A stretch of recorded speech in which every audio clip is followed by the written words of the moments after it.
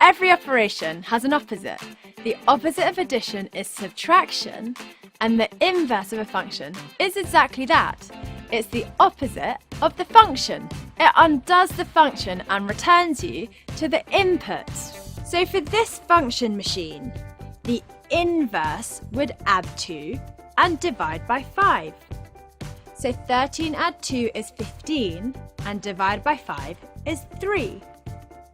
Where f of x means our function, f to the minus 1 of x is the inverse of the function.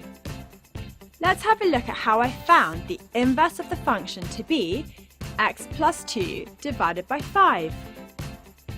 Maybe some of you can just see that from our function machine, but sometimes it gets quite tricky, so we have got a nice simple process to follow.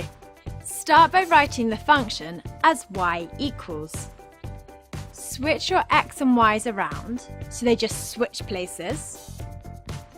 Rearrange to make y the subject, and there you found the inverse, so write it as f to the minus 1 of x.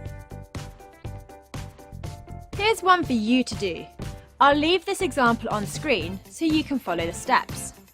Pause the video, find the inverse function, and click play when you're ready. How did you get on?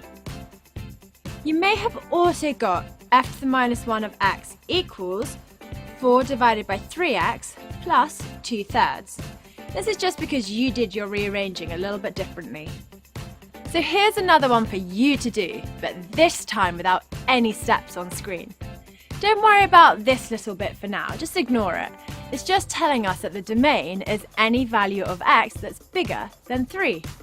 Pause the video, find the inverse of the function, and click play when you're ready. Did you get root x plus 3? So there we have inverse functions. Just remember to switch the x and y's around and then rearrange to become y equals.